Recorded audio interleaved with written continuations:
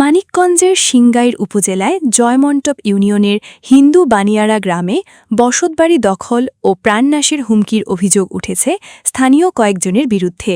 ভুক্তভোগী সাগর সরকার ও তার পরিবার এই ঘটনায় নিরাপত্তা ও ন্যায় বিচারের দাবি জানিয়েছেন। মানিকগঞ্জ থেকে স্টাফ রিপোর্টার সুমন আহমেদের প্রতিবেদনে দেখুন বিস্তারিত।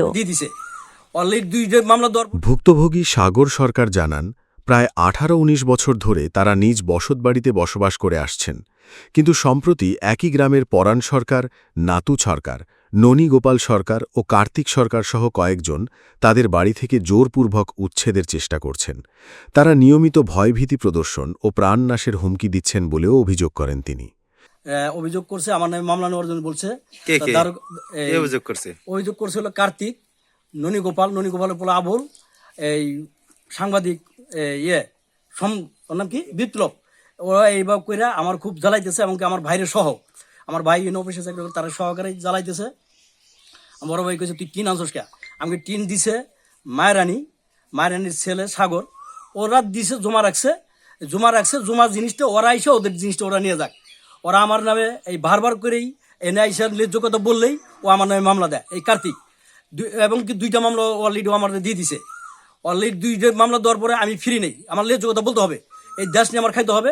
এই দেশের ওদের জন্য ভালো শান্তি চাই এবং কি ওরা ওদের বাড়িতে থাকুক, এইটা আমি চাই। সরকারের কাছে আবেদন, ওদের জায়গা ওরা যেন ফেরত পায়, এই বাড়িটা যেন জোরপূর্বকভাবে আর কোনোভাবেই শৃঙ্খলাভাবে নিয়ে এই জায়গাটা যেন না নিতে পারে, এইভাবে করেই আমার কথা বলতে পারে।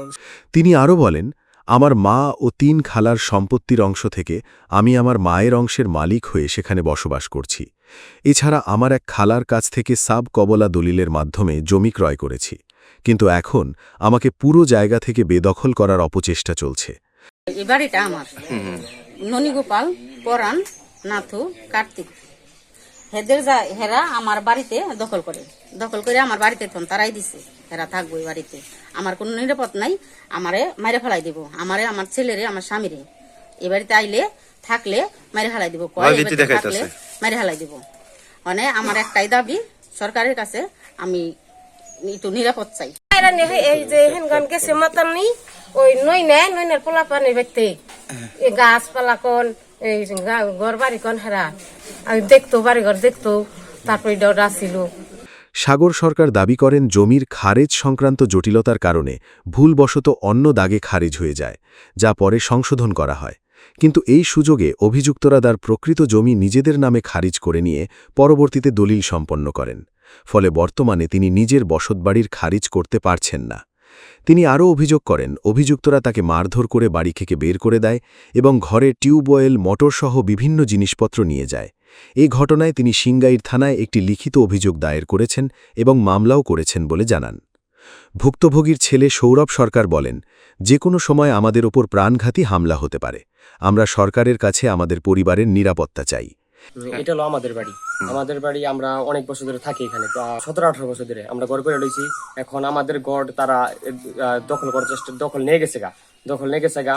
তখন এখন যদি আমরা বানিয়ে আসার পর তারা হুমকি দিতেছে, তোরা যদি এখানে আসোস তোর বাবারে বা তোর মায়েরে সবারই তোকে মাইরে ফেলামো। এখন এই যে আমার মার, আমার বাবার বা আমাদের 3 জনের কোনো নিরাপদ নাই। আমরা প্রশাসনের কাছে অধিকার করি বা সরকারের কাছে দায়িত্ব করি, বা যে আমার দিন এখান যে আমরা বাড়িতে আমরা থাকতে পারি, আমরা শান্তিভাবে আমরা বসবাস করতে পারি, এটা আমার সরকারের কাছে দাবি।